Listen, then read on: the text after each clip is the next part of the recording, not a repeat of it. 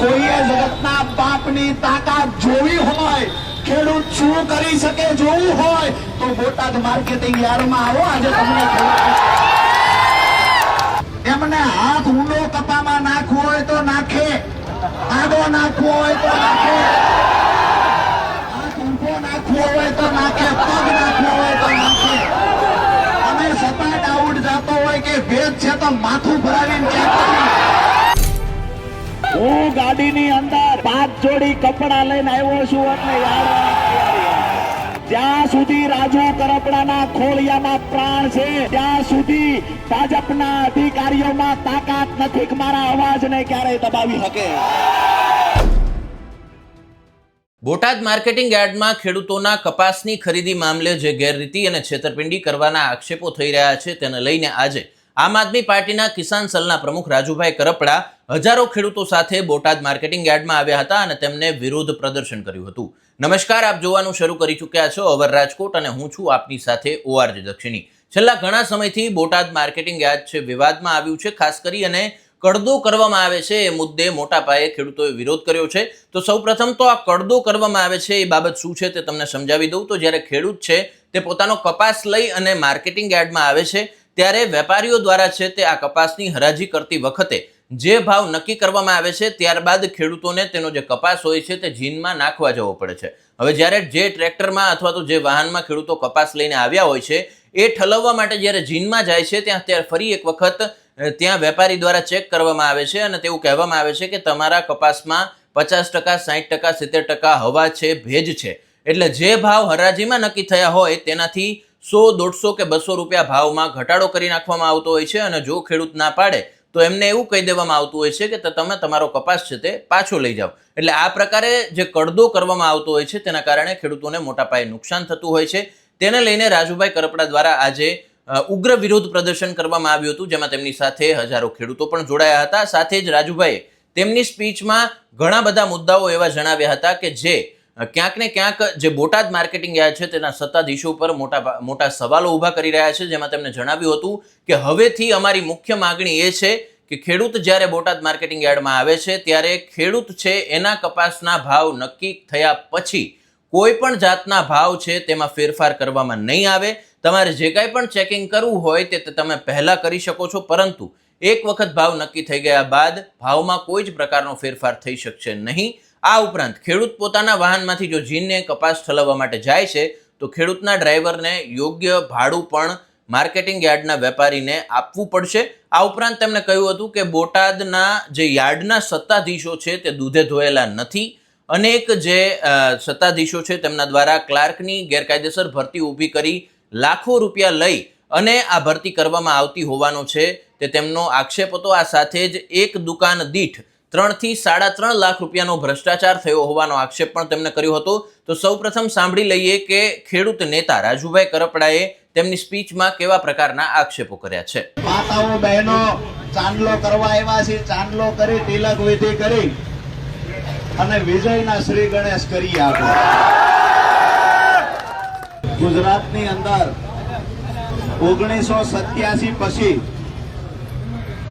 કોઈએ જગતના બાપની તાકાત જોવી હોય, ખેડૂત શું કરી શકે જોવું હોય તો બોટાદ માર્કેટિંગ યાર્ડમાં આવો. આજે તમને બે હાથની મુઠ્ઠી બંધ કરી અને ભારત માતાના જય ઘોષની સાથે જય કિસાનનો એવો નારો લગાવીએ કે આજે અહીંયા બોટાદ માર્કેટિંગ યાર્ડમાં કડદો કરી રહેલા વેપારીઓની સાથે ગાંધીનગરમાં બેઠેલી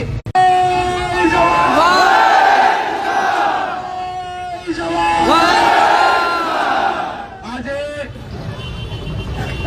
અહીંયા બોટાદ કડદા માર્કેટિંગ યાર્ડ ખાતે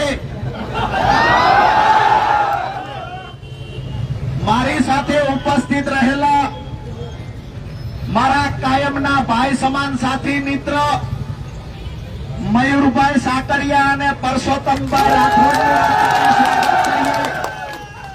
સાથે વિક્રમભાઈ દવે, અમૃતભાઈ મકવાણા અને અમારી સુરેન્દ્રનગરની આખી ટીમનું પણ સ્વાગત કરીએ છીએ.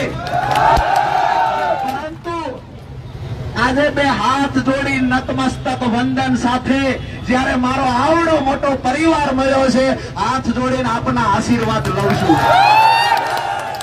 દોસ્તો, આ લડાઈની શરૂઆત પહેલા બોટાદ કડદા માર્કેટિંગ યાર્ડના દરવાજે ઉભો રહીને એક જાહેરાત કરી દઉં છું કે આજે અમે 2 માંગણીઓ લઈને આવ્યા છીએ. 2 માંગણીઓ લઈને આવ્યા છીએ. લડાઈની શરૂઆત થતાની સાથે કહું છું, આ મહત્વની વાત, મુખ્ય 2 માંગણીઓ કઈ છે આપણી?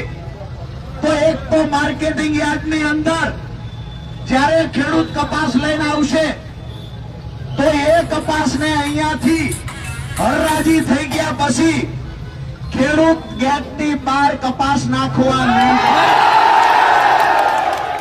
અને જો જીનવાળા એ કપાસ પોતાના જીને લઈ જવો હોય વેપારીએ, તો ખેડૂત જે વાહન લઈને આવ્યો છે વાહન વાળા અરે ચર્ચા કરી લે અને ભાડું વેપારી આપી દે. એમને હાથ ઊંડો કપામાં નાખવો હોય તો નાખે, આડો નાખવો હોય તો નાખે, હાથ ઊભો નાખવો હોય તો નાખે, પગ નાખવો હોય તો નાખે. અને સતા ડાઉટ જાતો હોય કે ભેદ છે તો માથું ભરાવીને ચેક કરી. સતા એમને એવું લાગે ભેદ છે તો થોડુંક માથું ભરાવે, ટેકો અમારા ખેડૂત રહેશે. ચેક કરવું હોય એ રીતે કરી લેજો. હરરાજી થઈ ગયા પછી, ગોહરી થઈ ગયા પછી તમે એવું કહેશો કે ભેજ વાળો કપાસ છે, અમે નહીં ચલાવીએ. એટલે તમારે જેવી રીતે ચેક કરવું હોય એવી રીતે ચેક કરી લેજો. બીજી મહત્વની વાત છેલ્લા 2-3 દિવસથી ધ્યાને આવી. એક વિડીયો ફરતો થયો કે ભાઈ અમે કરતો નથી કરતા, કપાસ પાછો ભરી જાઓ. પછેડી હોય એટલી જ હોડ તણાય, લેવાનો વેટ ના હોય, ધરરાજી ઊભું કરે. અમે કંકોત્રી લખી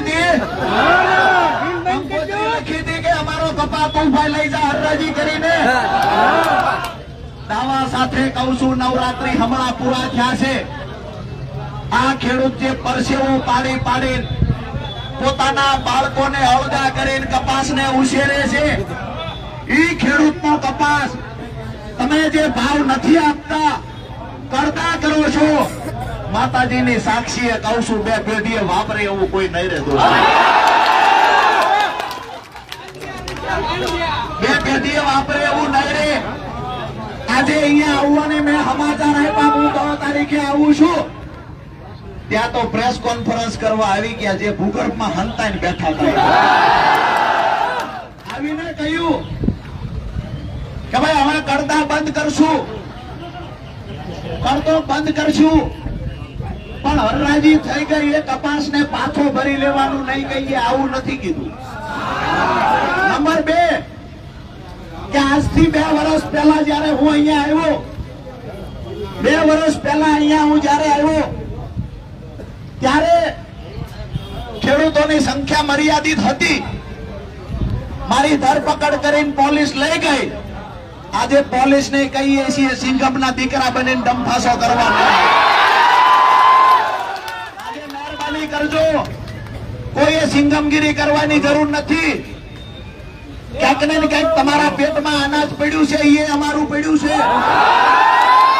અને પોલીસને કહીએ છીએ અમે જગતના બાપ છીએ, મતલબ એસપી ડીવાયએસપી ને બાપ છે. હું વાણી વિલાસ નથી કરતો, પણ આ તો દુનિયાએ જગતના બાપનું અમને બિરુદ આપ્યું છે. દુનિયામાં જેટલા લોકો છે એના બાપ અહીંયા આજે બોટાદમાં ઉભા. એટલે પોલીસ પ્રશાસનને કહીએ છીએ ભાજપના ઈશારે આ યાર્ડની અંદર જે કડદો થઈ રહ્યો છે, જે ખેડૂતોને લૂંટવામાં આવી રહ્યા છે, એના સામેની અમારી લડાઈ છે. આ લડાઈ પરિણામ સુધી અમે લડવાના છીએ, એ વાત નક્કી છે. સાથે છો ને? જેવડે બી લડાઈ લડવી પડે, પરિણામ ન આવે ત્યાં સુધી રાજુ કરપડા અહીંથી હટવાનો નથી.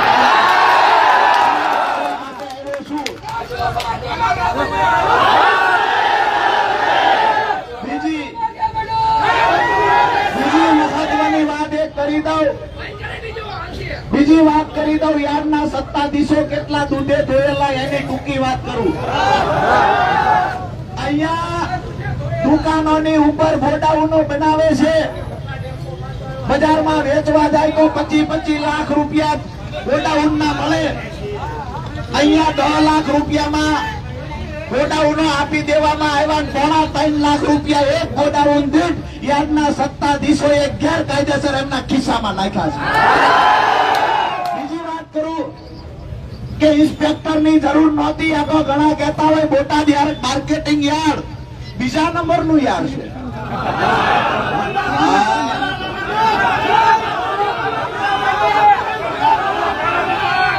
આવકમાં બીજા નંબરનું યાર્ડ છે, લૂંટવામાં તો પહેલા નંબરનું યાર્ડ. અહીંયા ઇન્સ્પેક્ટરોની કારણ વગરનું ક્લાર્કમાંથી પ્રમોશન ઇન્સ્પેક્ટરને આપવામાં આવ્યું. એ પૈસા લઈને પ્રમોશન આપ્યું અને નવી ભરતી ઊભી કરી. આ તો પરસોત્તમભાઈ રાઠોડ જેવા, કાળુભાઈ જેવા 5 માણસ જાગૃત હતા કે જેને અરજીઓ કરી કે આ તો 20-25 લાખ લેવા હાટુ નવી ભરતી ઊભી કરી છે, એટલે ભરતી બંધ થઈ. પણ આવનાર સમયમાં એ લોકો ફિરાકમાં છે કે અમે ક્લાર્કની ભરતી કરાવશું. એને કહીએ છીએ આ માર્કેટિંગ યાર્ડ અમારા બાપનું છે. આ ખેડૂતોની સંસ્થા છે અને અમારી સંસ્થા બચાવવા માટે અમે લડીશું. તમે આસિસ્ટન્ટ સેક્રેટરી તરીકે પ્રમોશન કોને આપ્યું છે એનો હિસાબ માંગશું હમણાં. તમે સોલાર વાળાને કામ આપ્યું, બજારમાં જે કિંમતે સોલાર પેનલ મળતી એના કરતા 7 ગણી વધારે કિંમતે સોલાર પેનલ નખાવવાનું કામ કર્યું. ઓલી ગાડીનું નામ શું? કિયા કાર્નિવલ. 44 લાખ રૂપિયાની ગાડી લાવ્યા, એના હગાને 17 લાખમાં દઈ દીધું. આ સંસ્થાના પૈસા હતા, આ અમારા ખેડૂતોના પૈસા હતા. તમને એવું હતું કે કોઈ હિસાબ માંગવા નહીં આવે. હવે જગતનો બાપ જાગૃત થઈ ગયો. અહીંયા જયારે સીસીઆઈ ના કપાસમાં શું ગોટાળા થયા, આઈબી ના મિત્રો હશે એને કહીએ છીએ તમે પણ ત્યાં ગુરુજી તમારા હોય એને જઈને કહેજો કે બોટાદ યાર્ડ વાળાએ તો દાટ વાળી દીધો છે. અહીંયા સીસીઆઈ માં કપાસ લેવાનો 18 લાખ મણ કપાસ લેવાનો દોસ્તો, બોગસ ખેડૂતોના નામે કપાસ સીસીઆઈ માં ખરીદી થઈ. ખોટી રીતે સૌસિક્કા માર્કેટિંગ યાર્ડના સત્તાધીશોએ કરી દીધા, જેના કારણે પ્રતિ મણ 11 રૂપિયા દલાલી આ યાર્ડના સત્તાધીશોએ લીધી છે. કયા મોઢે દુખે ધોયેલા માટે. અહીંયાથી આપણે હવે અંદર જઈએ છીએ.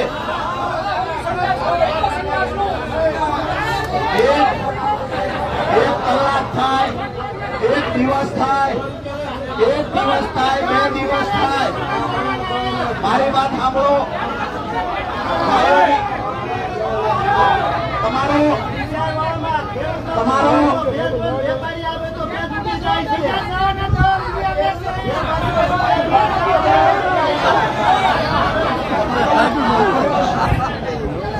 તમારો આક્રોશ બિલકુલ વ્યાજબી છે. તમારો આક્રોશ વ્યાજબી છે. હિસાબ કરવા હવે જવાનું છે. હું ગાડીની અંદર 5 જોડી કપડા લઈને આવ્યો છું. તમને પણ વિનંતી કરું છું, જ્યાં સુધી રાજુ કરપડાના ખોડિયામાં પ્રાણ છે ત્યાં સુધી ભાજપના અધિકારીઓમાં તાકાત નથી કે મારા અવાજને ક્યારેય દબાવી શકે. વિનંતી એ કરું છું, દૂર દૂર સીડીઓમાં પણ ઉભા છે, અગાસીઓ પર ઉભા છે.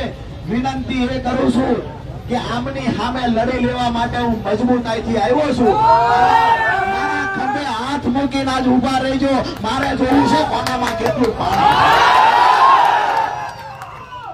આજે બોટાદ માર્કેટિંગ યાર્ડ વાળાને હવા તમે જોવો, હવા કપામાં નથી, આ યાર્ડના સત્તાધીશોમાં હવા છે. આ ભાઈ બિચારા અત્યારે આવ્યા, આવડો મોટો અહીંયા માહોલ બન્યો છે, તેમ છતાંય એને કહેવામાં આવ્યું તમારા કપામાં તકલીફ છે, પાછા જાઓ. આપણે કહીએ છીએ અહીંના વેપારીઓ દલાલોમાં તકલીફ છે, શટર બંધ કરીને ભાગી જાઓ. સીધી વાત એ છે જેને લેવાનો વેત હોય જેને કપાસ ખરીદી કરવાનો વ્યાત હોય એટલા વેપારી હાજર રહેજો. બાકી ખેડૂતોને લૂંટનારા લોકો આ યાર્ડની અંદર હાજર ન રહેતા કારણ કે અમે અમારા ખેડૂતો સંગઠિત બનીને આજે હિસાબ લેવા માટે અહીંયા આવ્યા. આપ સૌને ભાવની વાત છે. આ આપણી આવડી મોટી સંસ્થા છે.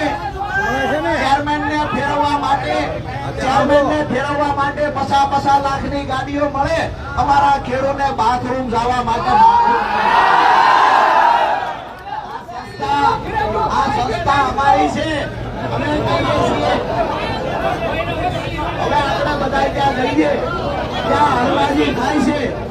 જ્યાં હરરાજી થાય છે ત્યાં આપણે જેને કહેવાનું છે તમે દલાલી જે લોકો દલાલી કરે એને કહીએ, ઇન્સ્પેક્ટરને કહીએ, સેક્રેટરીને કહીએ કે ભાઈ અમારી બે માંગણીઓ પૂરી થાય તો ચાલુ રાખો હરરાજી, નહીં તો હરરાજી બંધ કરો. બધા તૈયાર, બે હાથ ઊંચા